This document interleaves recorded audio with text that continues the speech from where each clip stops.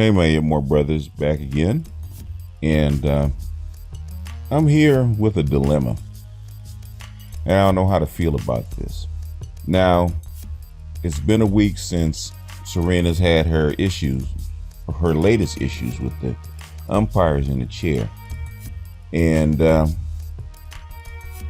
I really didn't pay that much attention to it because she's had them before.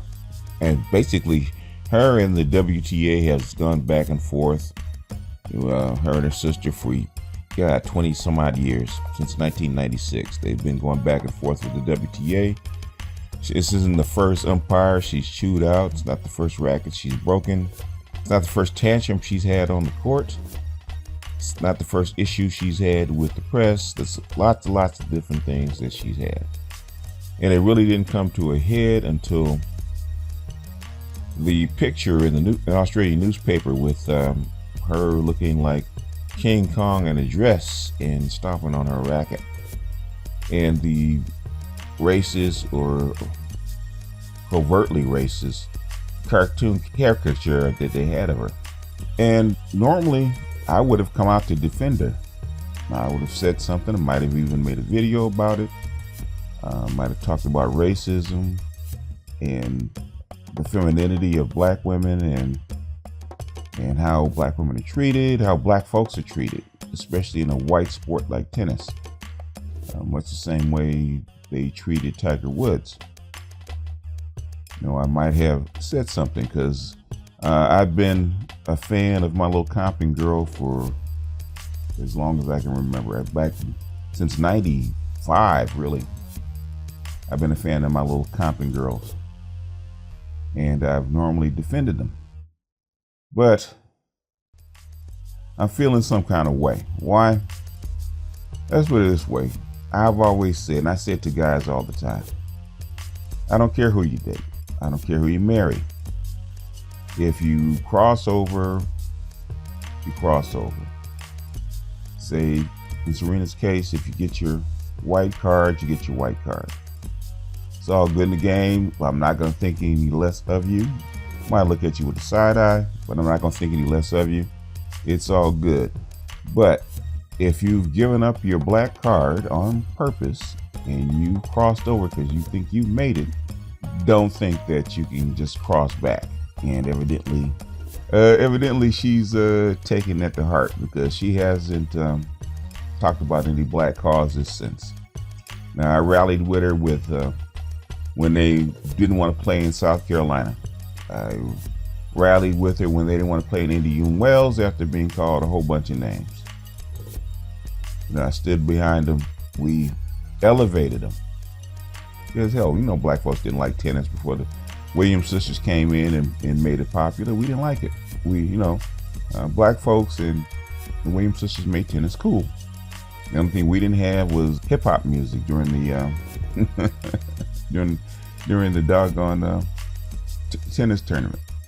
And if Serena had did what Venus did and had her little white boy and had a little quiet ceremony somewhere and had a little quiet baby somewhere and kind of tucked him in the corner, didn't say too much about him, I could have even rode with that. But Serena being Serena, she got pregnant by the dude. She waved the dude in our faces. She talked about how she couldn't get married until she met the white dude, and because black dudes wasn't checking for her like that, even though black dudes made Serena damn near a sex symbol.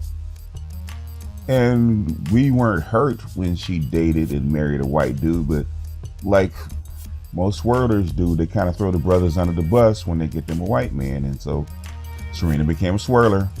I give Venus credit. Nobody really talks about Venus because Venus, even though she's been pictured with her white boo in public, she ain't punched her white card. She ain't waved him in our faces. She ain't talked about us. She kind of went on and did her thing, which is something I can respect. But Serena had this big, long engagement. She had this public affair. She had this ongoing affection. And then she had this big ass wedding that the swirlers actually threw in our faces. Brothers took it. They ain't say much, say, okay, you know what? We got the side eye with you. We know that dude might be a suspected racist because of Reddit, but we're gonna let you do you.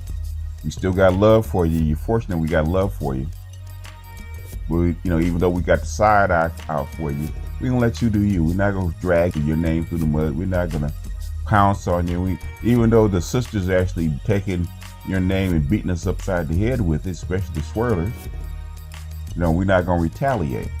But you get into trouble, especially on the other side of the fence. Don't send up the bad signal for us to come in and rescue you. And the way karma works, you had the nice little honeymoon and nobody really bothered you. You were the darling of the white media. You were the darling of the white tennis. Until all of a sudden, things start to fray. It started with the outfit that you wore in the French Open.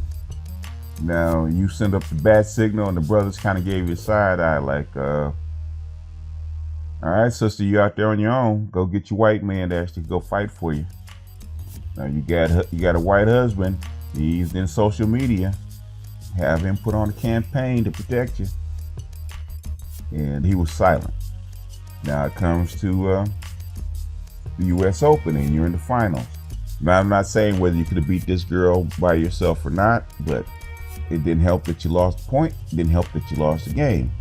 Now, it's questionable whether the umpire is racist or he's just an asshole. Could be both.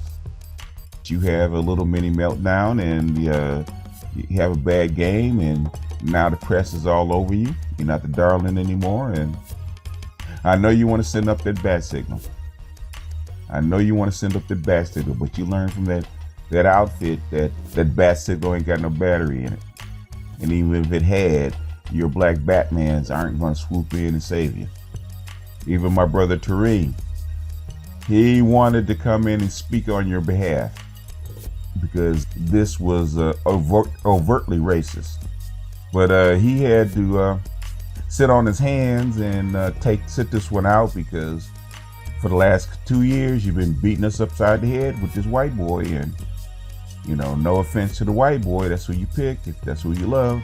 Guess what he said in the last year and a half? He said nothing.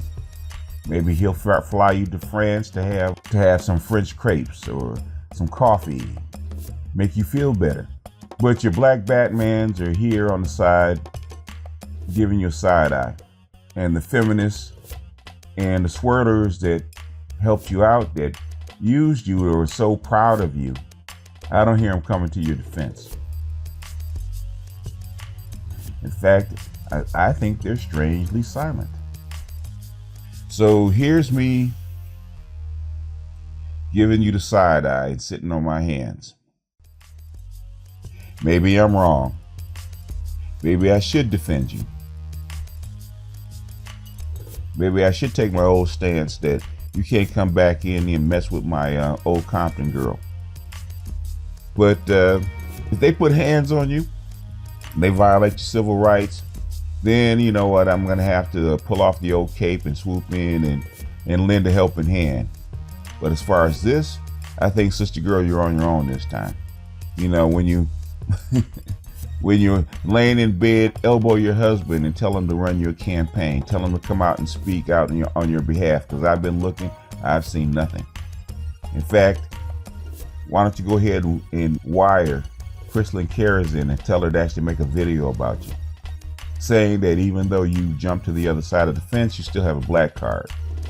And black men are still supposed to come in and save you. Anyway, that's all I wanted to say. Short and sweet, this is BGS out, and I will see you guys on the next one.